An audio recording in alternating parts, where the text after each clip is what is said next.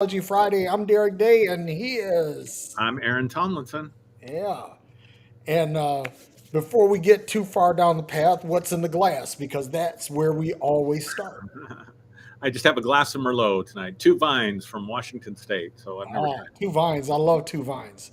That's one of my favorites. Yeah, it's pretty. Oh, Yeah. that's surprisingly good. Yeah. It's very the acid content's very low, not very Yeah, tannic, very drinkable. I mean, yeah. you could actually get lost in that bottle. So So how as you for doing there? me, I have I'm making a mule Uh huh. that's got some Franklin's ginger beer, Nice.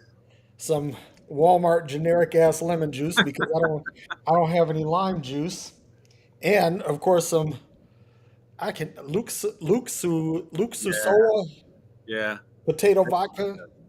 because I'm of the mindset that it ain't vodka if it ain't made from potatoes. Yeah, I am too.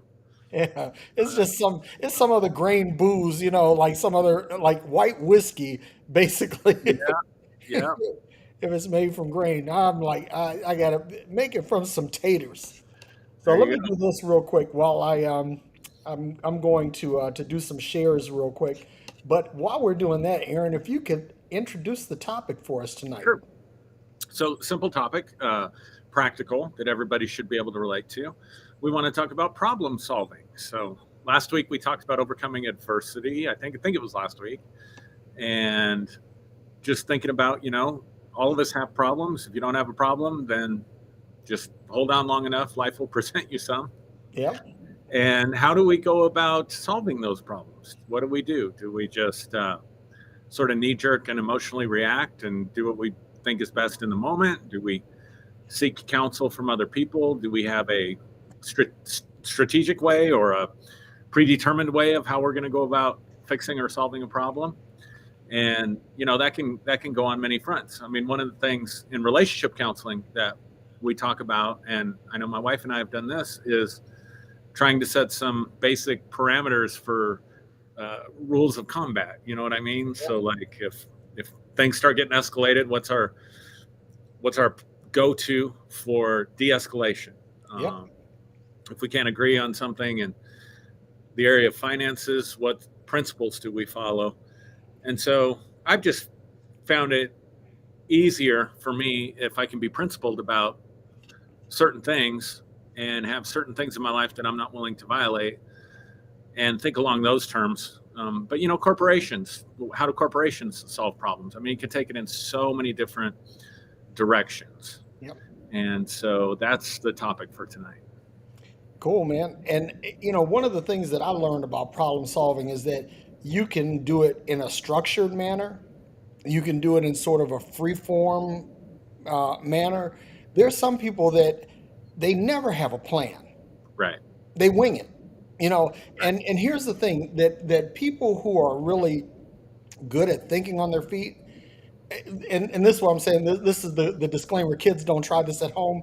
Unless you're really good at thinking on your feet, don't try to solve problems by winging it, Right. because you really need to have a strategy. And so one of the things that I wanted to bring to the conversation is that this is a structured method for solving problems, and it basically involves four steps, and depends on, you can go and do a search on it on the web for problem solving steps, and there's anywhere between 1 and 8 steps that in classical problem solving. But this particular one that I'm using, it uses four. And it's really simple. Define the problem, generate alternative solutions, evaluate and select an alternative, and then implement and follow up on the solution. In other words, that's where you measure the result. Hmm. And you know how I'm so fond of what is tangible, measurable, and repeatable, Yeah. right? Right. Right. So, so basically, these are the steps. And you can nuance any four of these steps. And in fact, if you go the full 8 step problem solving process, you can even nuance those. And so I want to say this to everybody that's watching: your mileage may vary, right? but what to your point, Aaron, how you say you define like rules of engagement, right? Mhm. That's like I always say that every relationship, whether it be a romantic relationship, whether it be a business relationship, whether it be educational relationship, that you need to have your Geneva Convention, Yeah. right? The Yeah. rules of engagement. What can you do to solve the problem that doesn't violate uh, the other parties involved, right? Mhm.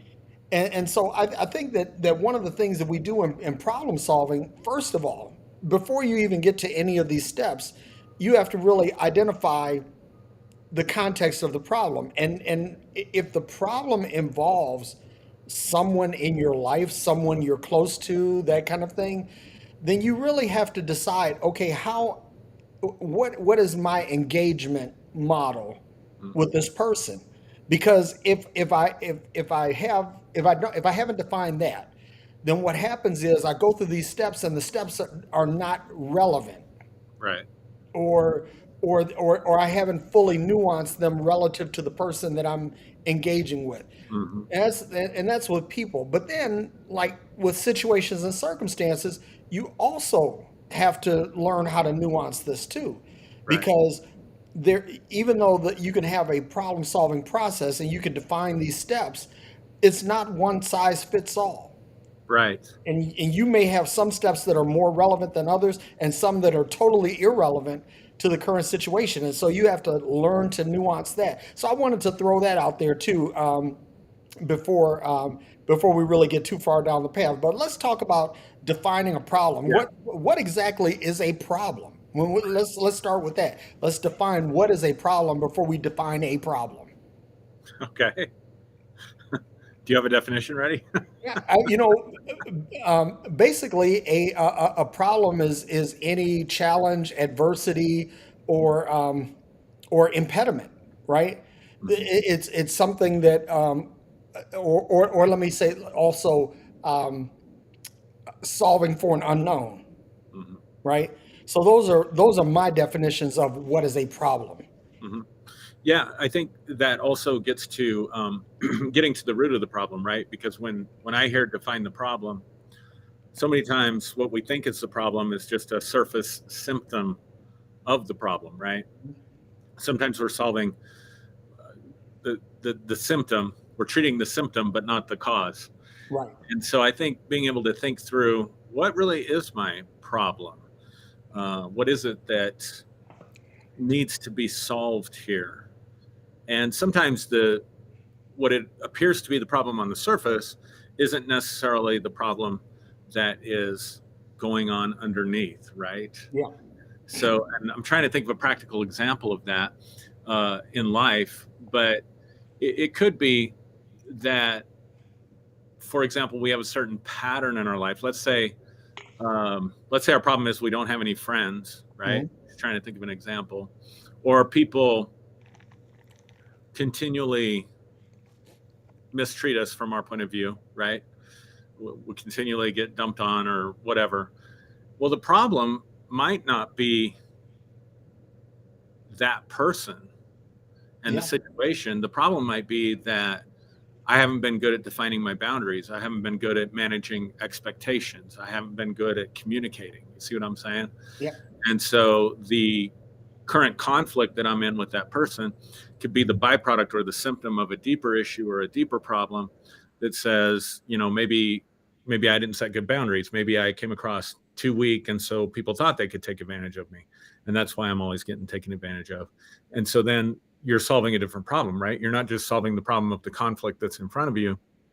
You're solving a deeper problem Yeah. of an issue. This goes a lot on a lot in relationships, right? Right. Like the real problem is I don't feel heard, I don't feel listened to, I don't feel valued, and we're arguing over what we're going to have for dinner that night. Mhm. Yeah. For me, defining the problem means that we spend some time thinking through what is the actual problem that needs to be solved here. One of the things that I deal with in my profession is what they call RCA, root cause analysis, Hmm. because it isn't enough to know that you have the problem. You have to know what caused the problem. Because if you don't know what caused the problem, even though you may solve the problem may come back again. And Hmm. even in the best root cause analysis, it doesn't eliminate a single point of failure. But what it does is it mitigates it, because now you say, okay, I know that this is something that can happen. So this is what I need to do to work around it. Right. And so when we start talking about like root cause analysis, okay, this is even getting before um, defining the problem. Or let me say, let's say this, it actually works in conjunction with defining the problem, because you're saying, okay, this is the problem, but this is the cause. This is what brought this problem on. And Right. I think that one of the things that we do as humans, right, that we fail to look at things that we do that create problems. Right. And this is one of the things that I try to do is I'm really big on this, and I've taught my sons this: start thinking downrange, right? Hmm. Imagine that whatever you do, I mean, let's say you pick up the phone and you get mad, you cuss someone out. Hmm. That sounds pretty benign at face value. People get cussed out every day. Right. But what are the downrange ramifications of this? In other words, is this someone who may be engaged in your professional future, Right. so that someday you're going to cross paths with this person, and now they're going to have some sway over your life because of how you treated them in this moment? Or it could be a romantic relationship. Okay, so you cuss this person out, you kiss and make up, but then 5 years down the road you're married and you have a kid, and this thing comes back. Right. This moment comes back. So one of the things that I encourage people to do is start thinking downrange. Take everything that you do, and I'm going to tell you, this is hard, because this requires some really pointed thought, right? What is the most ridiculous outcome that can come out of this action? Yeah. Understand that some actions are autonomic. In other words, someone throws a rock at you and you duck, Right. right? That's an autonomic reaction. And you really don't have a whole lot of control over that. But a conscious action, you need to consider the downrange ramifications, the most ridiculous possible outcome of every conscious decision. Right. And when you do that, a lot of times you'll think, okay, this seemed like it's a pretty innocent thing to do, or a pretty benign thing to do. But if you really play it out, you say, man, that could really go completely off the rails. Matter of fact, this could go completely off the cliff. You Hmm. know, and now you are hip deep in fuckery that you can't extract yourself from, Right. because of this one little thing.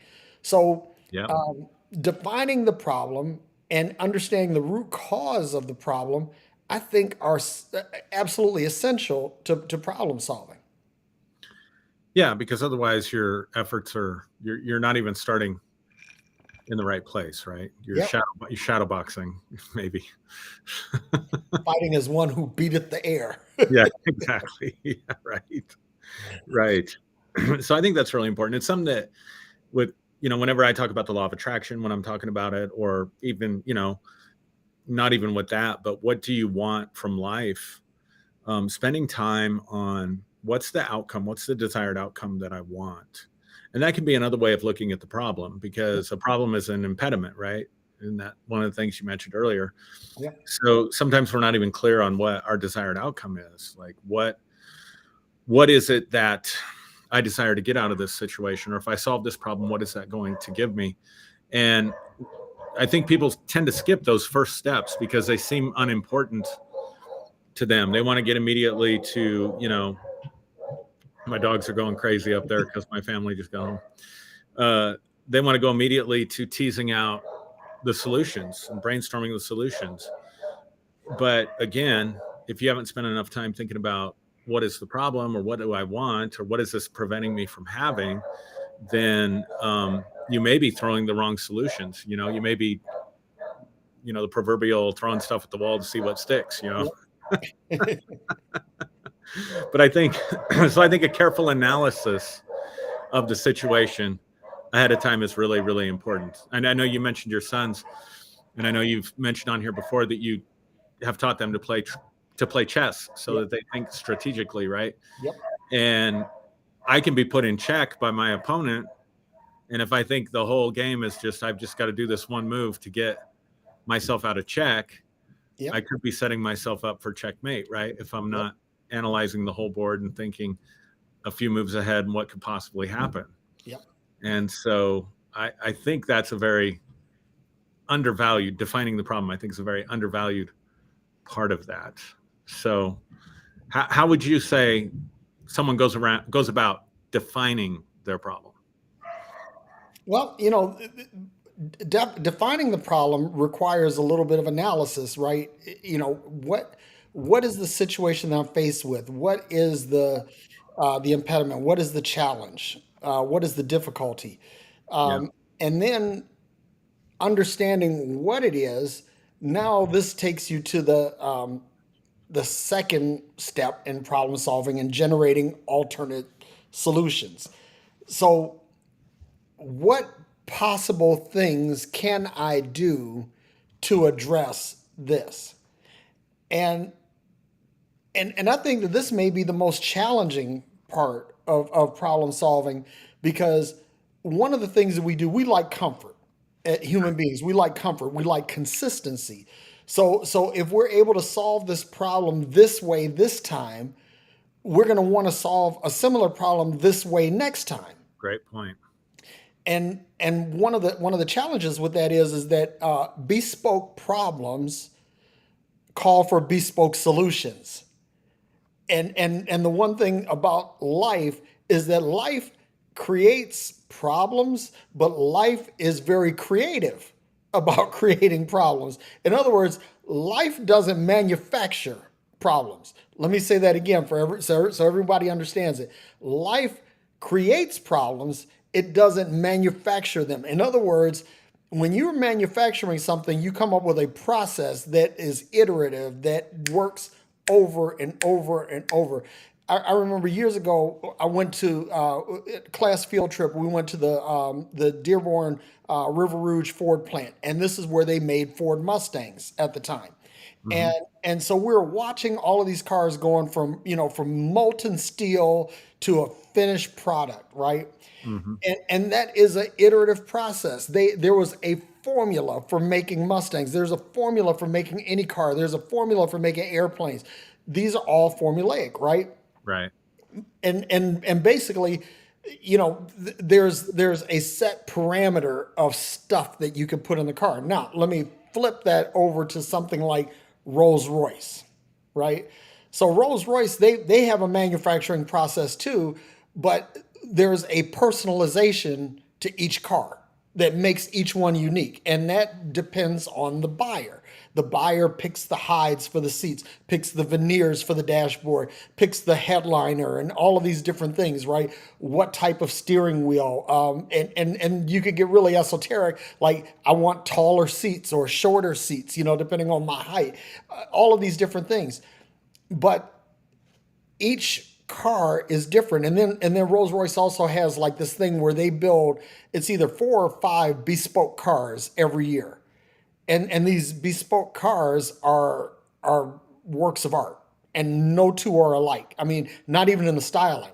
The only thing that's similar is like the undergirding platform.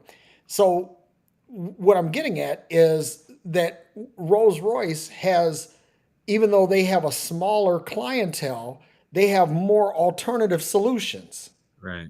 They have a broader palette of solutions to customer problems because even choices like what am I going to wear today? Right. That's a problem. Right. And that requires some solution. Okay, what is the weather out today? Well, it's 90 degrees and it's muggy. Okay, so that means short sleeve, loose fitting, right? That's what I'm looking for. If it's 19 degrees and snowy, okay, then it's layered, it's bundled, it's fleece, it's flannel, it's wool, right? And Hmm. so all of these things you have to adapt the solution to Right. the situation. Right. And that's another thing too, is that people try to apply uh, a, a a common solution to every problem. In other words, if you're a hammer, everything looks like a nail, Right. right? So I want to get big brain just for a quick Sure. second, right? Sure. Because I'm into quantum physics, Yep.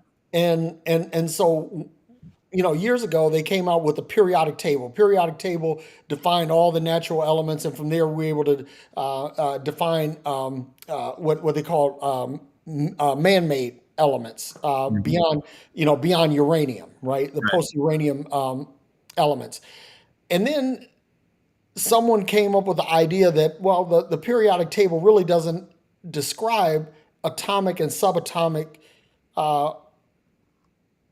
particles well enough. So now we come up with the standard model.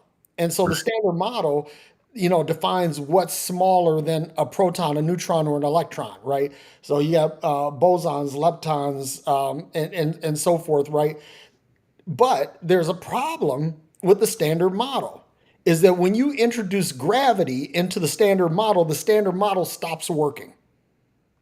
It completely, any problem involving gravity throws off the standard model, and this poses a problem for physicists because everyone wants to marry Newtonian physics with Right. Einsteinian relativity with quantum physics, and Right. so the holy grail is to find this unified theory of everything, or what they call the God theory, Right. right? So one of the chief candidates for that is what they call string theory. And in string theory, you have you have these open or closed strings that, depending on how the vibration of each one of these strings, it manifests into some energy or some particle, Right. right? And so the thing about string theory is it's a theory. Matter of fact, it's not. It's honestly not even a theory. It's real. It's a very good hypothesis. It's a Right. very well formed hypothesis, because the thing is that with string theory, no one has ever observed a string. Right. We've observed leptons, bosons, electrons. We've observed those, right? But the string we've never observed. But we can model it mathematically, and it harmonizes all these three classical schools of physics, right? Hmm. So it's considered to be a candidate for a unified theory. What am I getting at? Is that this is a solution to the problem of gravity in the general sphere of physics. So again, when we start talking about finding a solution, so in the case of string theory didn't make anyone's life easier.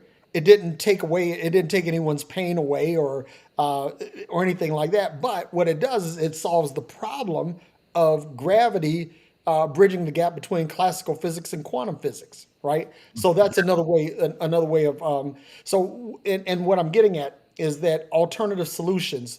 So now we have string theory, but there are other candidates, what they call candidates for the theory of everything, and these are all alternates. So they are alternate solutions to the same problem, because this issue of gravity is a thing, right? Yeah. So anyway, the bottom line to this is that basically you're trying to sometimes solving a problem is just simply making sense of something, Hmm.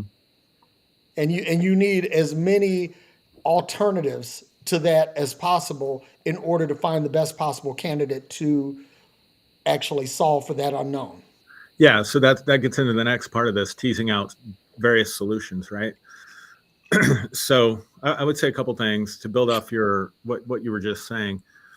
One of the things that I always have to keep in mind, and I always have to remind people when I'm talking to them about problems and solutions, is that none of us has a crystal ball. None of us can see 10 minutes from now. I mean, we have relative predictability there, right? But um, there's a storm outside. I mean, my power could go out, right? My internet could go down. I could suddenly log off. I mean, uh, but much less, months or years down the road. In other words, what I'm saying is we don't really know how our solutions are going to play out until we start working with those solutions by taking action on the problem with those solutions. Yeah. And so this can work two ways. So what I would say is when we're teasing out solutions, remember that what we're doing is we're coming up with a hypothesis of what will happen if we take these actions. That's the best we can do. Yeah. And so you mentioned, people that make mistakes and then they end up in a level of fuckery that they can't Yep. get themselves out of. So many people live in regret. And I think it's important to keep in mind that all of us, and I do believe this, all of us are doing the best we can with the information that we have at the time and our capabilities and skill levels and everything. We're doing the best we can with what we have at the time. And nobody has a crystal ball. So a lot of people that live in regret will look back and say, well, I wished I would have taken this path instead of this path. Mm-hmm. So, for example, it's very easy for me to go back now that I've deconstructed, now that I've seen how harmful the religious system was to other people as well as to myself and my family. How toxic all of that is. It's easy to go back and say, well, what if I would have chosen a different path? What if I would have chosen, and I'm thinking specifically like career paths, right? Like, what if I would have chosen to go into this particular interest of mine instead of believing I was called of God and going into ministry? Or what if I'd done something else here? But the problem with that is the only information we have is about the path that we took. Right. And so we could say, well, this path sucked, and I wish I would have taken that path. The problem is we're not privy to the information of where that timeline would have actually led us. And so it can become a real mindfuck for people because you can sit there and assume if I would have chosen this path, I would have been happier. I'd be in a better place today. I'd be, et cetera and so on. But you don't actually know that. Right. That path could have taken you in a completely different direction and had its own set of consequences that then you're dealing with and sitting back and saying, I felt called of God when I was 18 or 19. I should have gone to seminary. Yep. So the thing is, life just doesn't work that way. So that's the backward looking part of it, right? Yep. The forward looking part of it would be, I don't know how this situation is going to turn out. If I apply this solution, if I tease out solutions and I apply this solution, at best it's a hypothesis, and I don't know how it's going to work out. And we have to accept that. We have to live with that. And then if things don't, sometimes we try to solve problems and we make them worse. Yeah. And then we can sit there and beat up on ourselves and say, well, I just made it worse. I should have done this. And so that woulda, shoulda thing can really mess us up, because if we look back on our life, here's the thing that I know about regret. If we look back on our life and we have regrets and we say, I wish I would have done this. I was so stupid here. What was I thinking when I did this? I wish I would have gone this way. It can lead to that paralysis of analysis because we're afraid that we're going to make the same kind of mistake again. And so then we start overthinking. Well, if I do this, then this could go wrong. If I do that, we talked about this last week. If I do that, then that could go wrong. But a lot of that, if we're honest with ourselves, I think is rooted in we lost confidence somewhere along the way about our own ability to make good problem solving solutions, because we're living in regret. But that regret is an imagination. It's a fiction. Because we don't know. I could have gone down any number of other paths and ended up who knows what, with my own set of problems. Yep. And so I love how you bring in the hypothesis into this. And then the last thing I'd say before I kick it over to you is that there's always more than one way to solve a problem. Yes. Oftentimes we're looking for the best solution, when in reality, there may be 5 different ways to solve the problem. And any one of them is going to fix the situation. But we can get so hung up on wanting to find the very best way to solve the problem that we don't take any action at all. Yep. And one of the things that I learned, you talk about the rearview mirror and living in regret. The only thing that I think that the past can teach you is that when you look back on the past and you say, okay, I see where I did this wrong. Now, you don't want to live in regret. You don't want to be woulda, shoulda, coulda, but you want to definitely posture yourself to learn from your mistakes. Absolutely. Of Now, course. so the thing is that, you don't have a crystal ball. You don't know what the future is going to hold, and it's like, this is something that I've dealt with recently. I mean, like in the last week, that I look back and I say, damn, I really should have done this, Hmm. but I did what I could with the best information that I had, and, Right. and what I thought was best for all involved. But Right. but now fast forward, and so the situation represents itself, right? And the thing is that now I understand that there was a place of happiness, there was a place of joy, there were some things there that I ignored, or I didn't take them into my decision matrix. And so now I say, okay, going forward, I have better information. I have better insight, and I'm not going to allow. I'm not going to make the same mistake that I made then. So this is what I call learning from the mistake and not living in regret. Because the thing is that you know you move on from that point.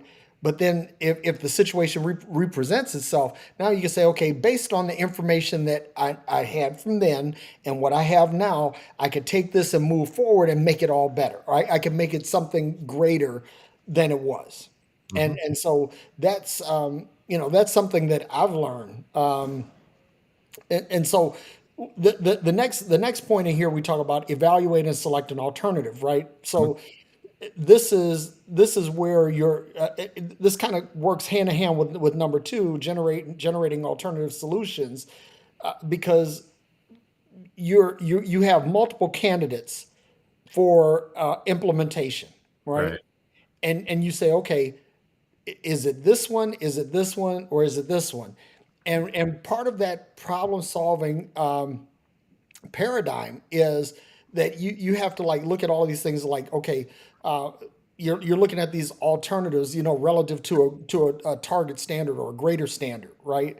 Hmm. What is which one of these produces the greater good, Hmm. or which one of these produces the least harm? Because see, that's another thing that we have to look at when we're problem solving, because everything doesn't have a happy ending. Right. Some Right. things end up, slightly messed up to completely foobar, right? And so what you want to do is you want to say, okay, I'm looking at all of these alternatives. Which one presents the greater good, or which one presents the least harm? And that's what, and then also you have to say, okay, there may be something that produces more harm in this moment, Right. but in the long run, that when I run this out to an illogical conclusion, then maybe the end result isn't so bad, right? Right. And again, this all has to do with with thinking. And another thing that we have to do is, when we're evaluating candidates, we have to look at our own biases, Right. right? Because sometimes we're biased to how we look at things, how we excuse me, how we react to things, and so we have to learn to take our biases out of it. Right. And here's the thing: we all have biases. Everybody has biases, and your biases are going to influence and inform your decisions at some level. Yep.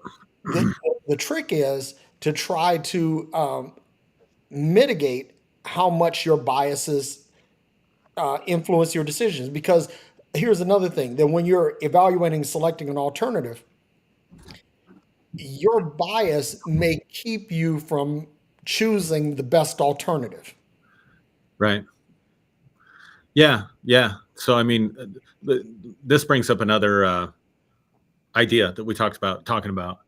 One of the best ways to deal with your biases is to seek wise counsel about a situation.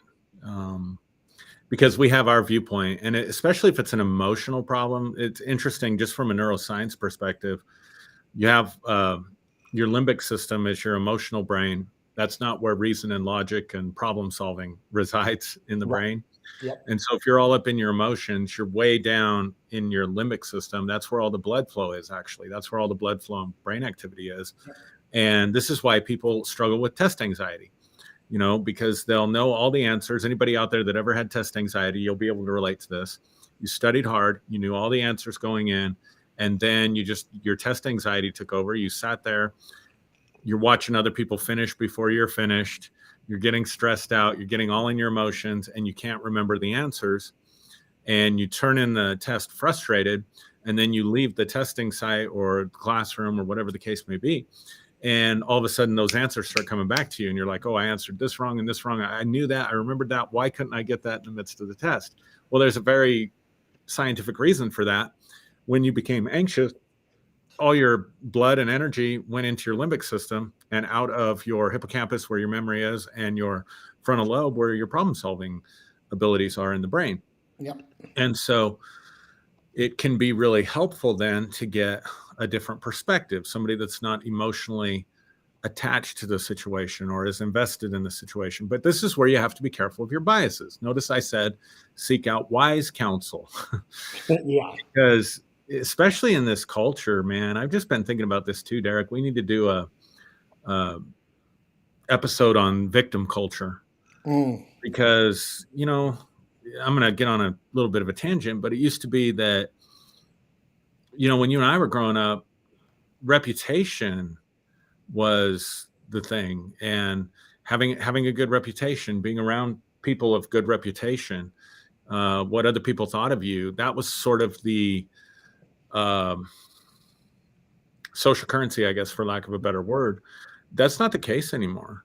That really is not the case anymore. What we live in today is victim culture. Yeah. And everybody's, especially on social media, competing to see who's been the bigger victim. And, there's a challenge to that. Let me throw a little wrench in that, right? And Sure. that's that there are true victims. There are people Of that are course. literally victims of things, Of but course. not everybody's a victim. And the other thing too is that you may be a victim of one thing, but you may be a victim of something smaller than someone else is, right? But you're right. This victim culture is prevalent. It is persistent. It's pervasive. Yeah.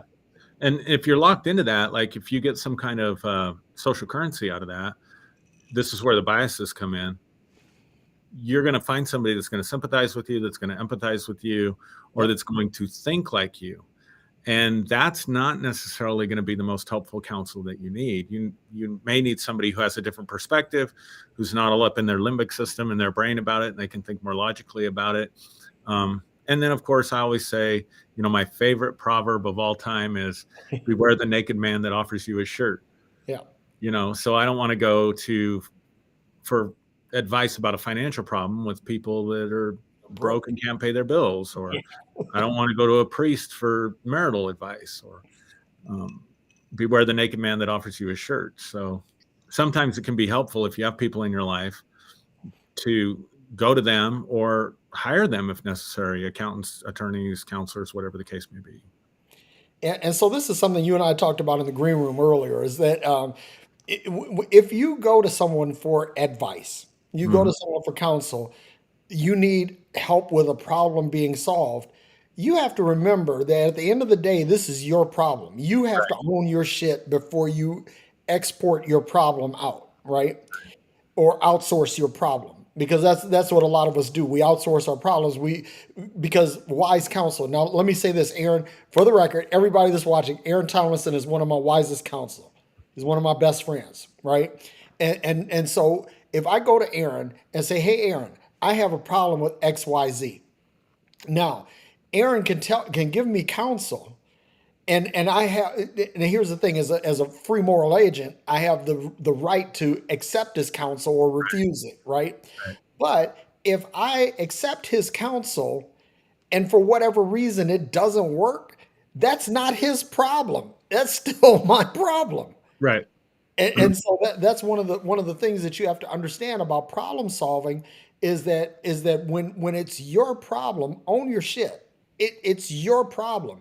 You have to deal with this. The ramifications of this. I was saying this. I'm dealing with a financial situation, um, basically around taxes, and so I have a tax company, tax preparation company that's helping me navigate this. Right Right. now, the thing is, they're giving me advice, and the IRS holds them to a particular standard. But at the end of the day, that whatever this is my problem, not theirs. Right. Right.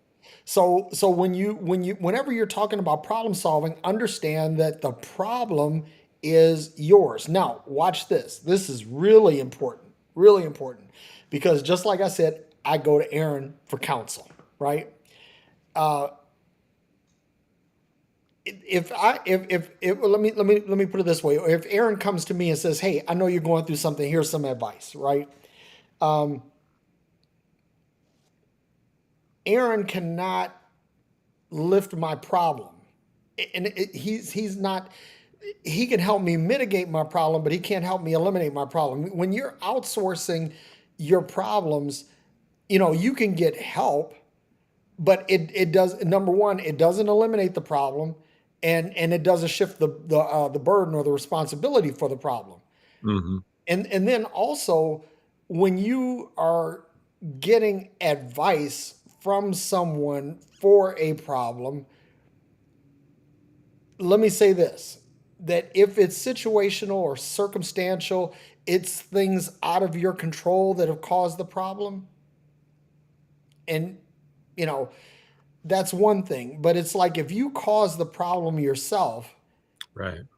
and you seek counsel, and you trust this counsel, if this is your wise counsel, if this is someone uh,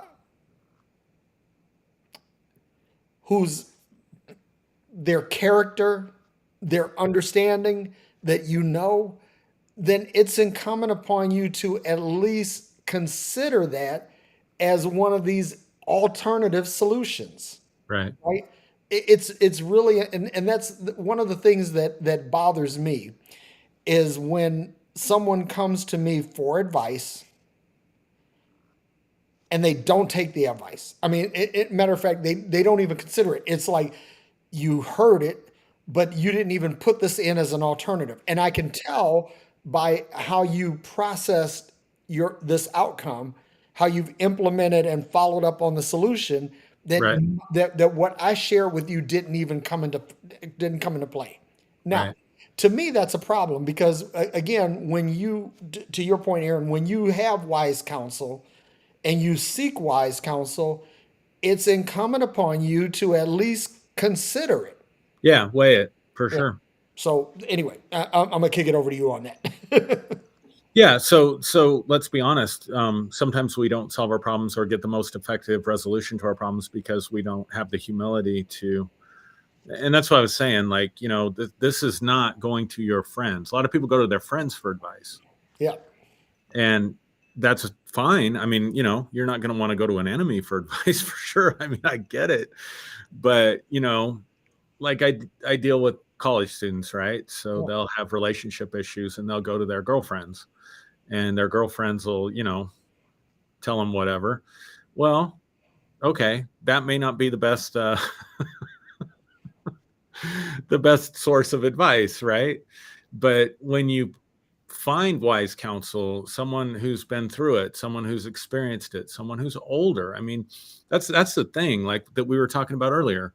Like, we can have regrets, we can have things from our past or whatever, and we can say, I wished I would have done thus and so. Well, the only reason we're in that position to look back on it and say, I wish that I would have done thus and so, is because we've grown in wisdom and knowledge. We didn't have the wisdom and knowledge now that we had then. I mean, how many people at our age have looked back and said, man, I wish I could take the wisdom and the knowledge that I know now and give it to my 20-year-old self? Right? I mean, that's just part of the human experience. And yet we don't seem to, again, just something that irritates me about our culture. We're always looking for what's new and what's fresh. And people even in the workplace can get put out to pasture, so to speak, or retirement, and then shoved away in a retirement home or something. And yet here are people with a lifetime of wisdom and just ready to share it and give it away. Because when you're older, when you're facing your mortality, you start to think about your legacy.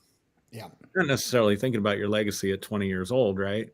But you're thinking about what's going to outlast me. And so it's one of the things I love about what I get to do for a living is that I get to share life experience with younger people in a capacity where they're open to receiving it. And when I see young people begin to flourish because of that, I can sit back with some satisfaction and say I played a part in that, right? I had a part to do in that. It wasn't all of it, but it was a part. And that's that sense of legacy, right? So sometimes even it doesn't have to be somebody that's extremely intellectual or whatever. Sometimes it's just seeking out older people, the wisdom of your elders and listening to their advice. And it doesn't even have to be, I mean, to you know, uh, how do I say this? When I'm saying, beware the naked man who offers you a shirt, I'm saying, don't just go to your friends that are going to agree with you. Right. But let's be honest, you can learn a lot from somebody who's failed. Yeah. And so maybe you go to somebody who wasn't successful. What would you have done differently now? What did you learn that you would do differently now if you were in this situation? And sometimes that's the best advice I've gotten. Sean Payton for the Denver Broncos, he got in hot water about a month ago because he threw their former coach Nathaniel Hackett under the bus and said, it's the worst one of the worst coaching jobs in NFL history. Now, I happen to agree with that assessment from watching as a Bronco fan on the outside. But he also said in the interview, he said everything they did last year, we're going to do the opposite. Mm. And I think someone had told me when we invaded Afghanistan that the United States military had studied Russia and all their failures and decided we're going to do the opposite of that. And so, sometimes you can get great advice from people that have totally messed up and effed up. Yep. And learn what not to do and do it differently. And sometimes that's more valuable than getting advice from somebody that has a shirt to offer you. Yeah. My grandfather used to say that sometimes the fool gives the best advice. Yeah. And that there's truth to that. One of the things that I want to talk about, Aaron, because you work in a professional capacity, right? That in other words, you give advice professionally. I do too, but it's like I think my scope is narrower. I'm a consultant in IT, so that means the focus is much narrower. You're dealing with people and everyday problems, and that's broader.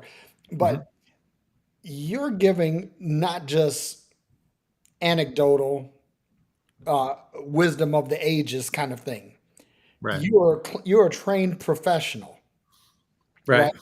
So one of the things that I've always had this issue with, that when someone gives you professional advice, especially when they give you this professional advice for free, right? And you don't take it like I remember years ago, a financial advisor told me for free, she said that you need to develop an exit strategy for all of your investments. In other words, you have a metric, a set metric, or a range of a metric range that says this is when I'm going to bail out of my investments. Right. I've made this amount of money or I've lost this amount of money, but here is the exit. This is the off ramp, right? I can't tell you how valuable that advice was. Sure. Except I didn't take it. And so I was just talking with one of my closest friends about this just last night, that I didn't learn how to see the off ramps. And so for a brief period between the late 90s and the early 2000s, I had a net worth of almost $2 million. I was literally a millionaire. Yeah. And now I'm nowhere close to that. But Right. But the point is, it was like I didn't learn to see the exit. So so I had a problem, and my problem was a blind spot. Hmm. And I had someone who came and gave me professional advice for free, Hmm. and then I didn't take it. So Hmm. again, like when we're talking, okay, the last step, implement and follow up on the solution. Hmm. So when someone gives you advice, right? It's incumbent upon you to add that to two or three to generate alternative solutions or evaluate and select an alternative. It's incumbent upon you to put that in there, at least to consider it. If you even if you don't act on it, there should be evidence of that advice in your implementation and follow up with the actual solution, and you can Right. tell, right, whether or not that advice was at least considered or not. Um, and especially when someone who knows gives you that advice, that's like, when you and I talk and you talk about something from a clinical psychological perspective, I internalize that.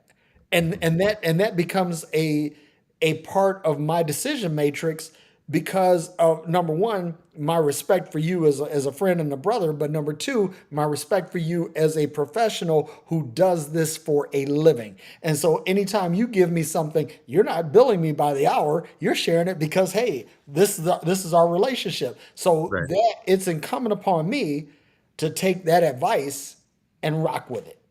Hmm. Hmm. Yeah. So I guess that leads us to the next part of this, which is implementation, right? Yep. So you've defined the problem, you've teased out solutions, you've analyzed the solution. A great way. I mean, you would think it's common knowledge, but how many of us actually implement it? But to sit down and write out a pros and cons list. If I take this action, here's the pros to it, here's the benefits, here's the downside to it, and then weighing it. I mean, that's a great way to analyze your hypothesis Yeah. for the solution, right? Or do a SWOT analysis on it, strengths, weaknesses, opportunities, threats, if I go this way. Yep. And,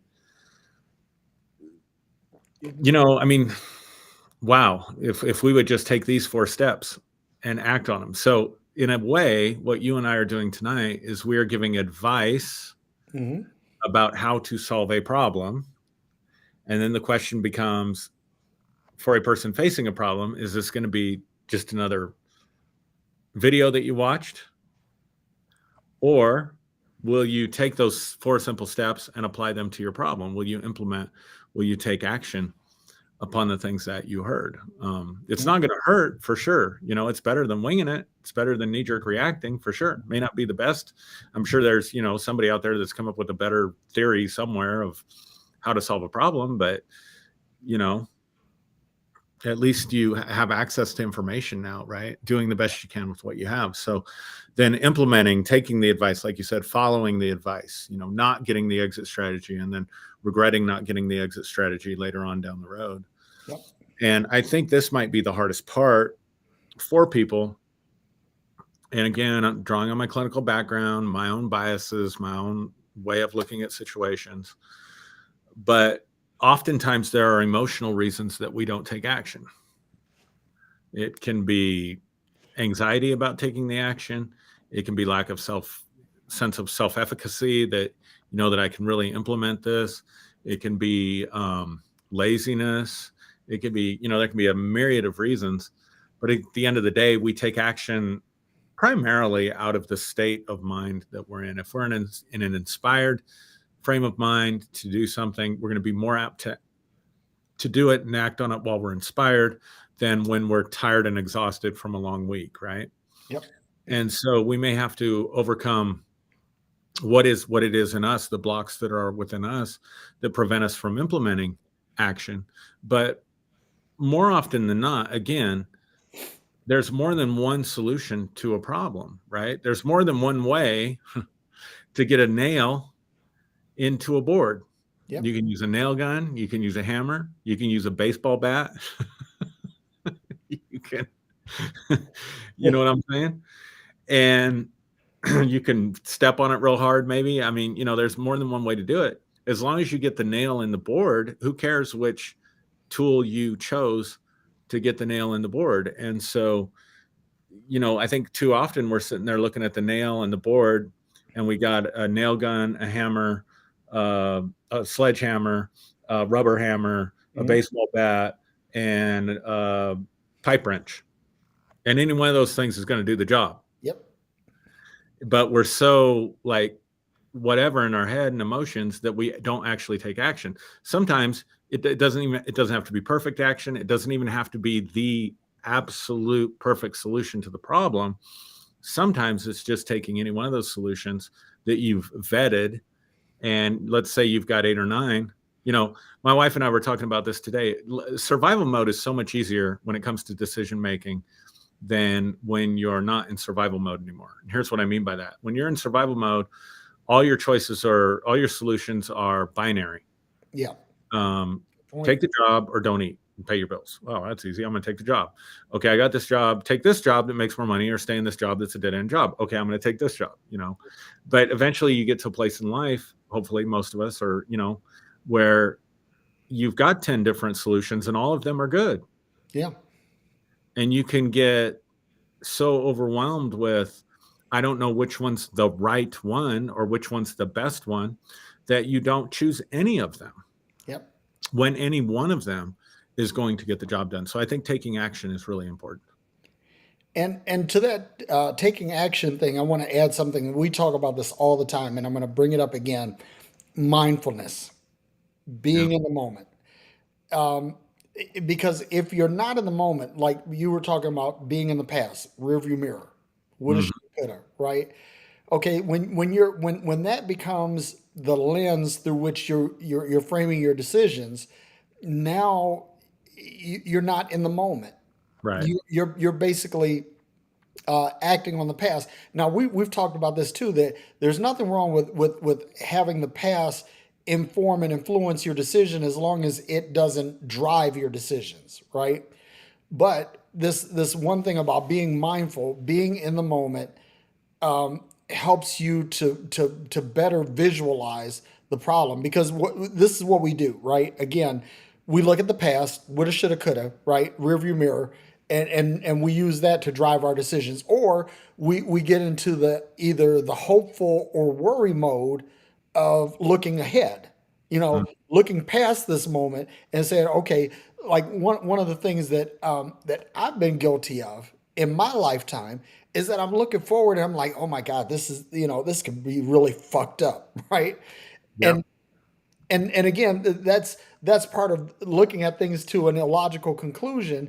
But when you're looking at things to an illogical conclusion, like you said, when you have multiple paths, multiple alternatives, Mhm. you have to consider all of those, because here's the thing: if you settle on like one or two, if you make your choice binary, when your choices are truly not binary, you really have more alternatives, more possibilities, but you settle on these two, and one is really good and one is really bad.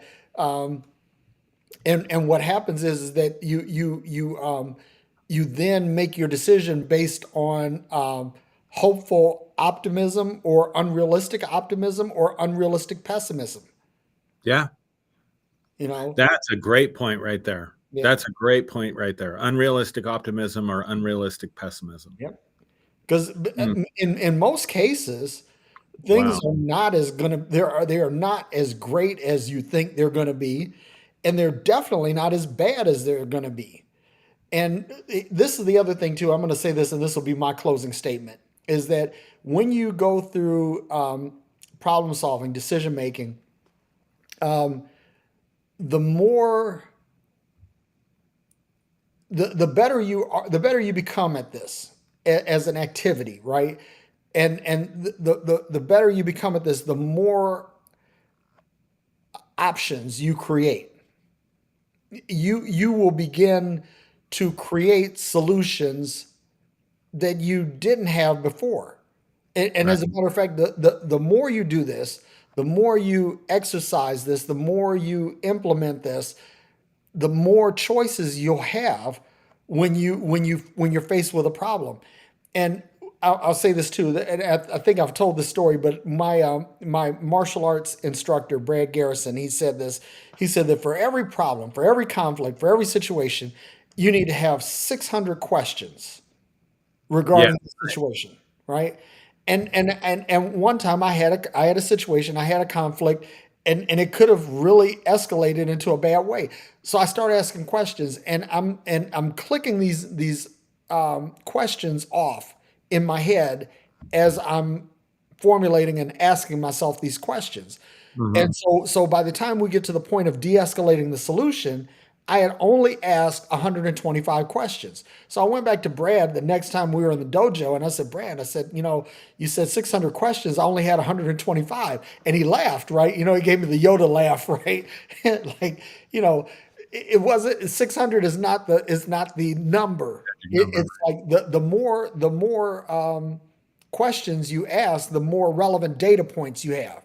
And the more data points you have, the smoother. Like if you look at it as plotting it on a curve, like if you're plotting a curve on a Cartesian scale, the more data points that you have, the smoother the curve is going to be.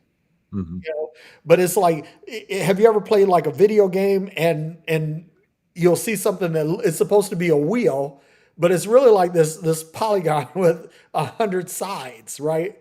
And that's because either they cheaped out or they didn't have the right algorithm to smooth that out in that particular situation. In other words, they didn't have enough data points to plot it smooth, right? So you get that one glitch in the matrix where you see something that, whoa, wait a second, that's not right. That's not a wheel. That's a very complex polygon, Yeah. So so that's the thing. We want to practice problem solving in a structured way.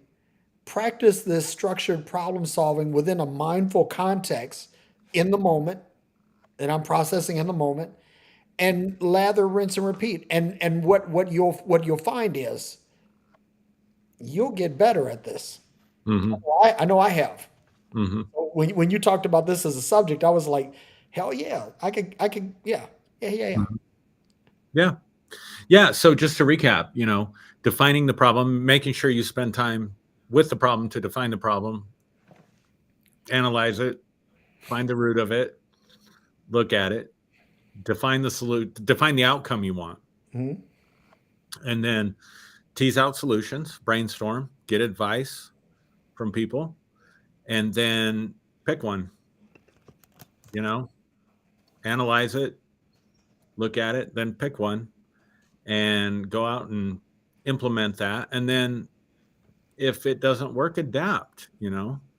Okay, that didn't work. Well, then come back at it and try something else. Go back to your list and go back to one of the other solutions and implement that. But I guess the last thing I would say is there's so much that we don't do or experience because we don't take action. Yep, man, that that is a conclusion. Yeah. I mean, serious. There's so many things that we don't experience because we refuse to take action. Yeah. And honestly, when it comes to problem solving, a lot of times we remain mired in a problem because we don't take action. We don't have a set of steps. And again, like I said, for those of you out there who think on your feet, you know, I salute you. Yeah. Yeah. You For know, sure. but not everybody can do that. And so our disclaimer for this episode is kids, don't try that at home. I love it. All right, man. I'm Cool. gonna move on to my next thing here. So, Cool. Close us out, man, and we'll ride off into the sunset. all right, love you, Derrick. Man, this was great. Hope Love it you too, benefited bro. people. Thanks everybody for watching and growing in real time. That's the deal. Grow in real time. Love you, man. Talk to you later. All right, later, bro.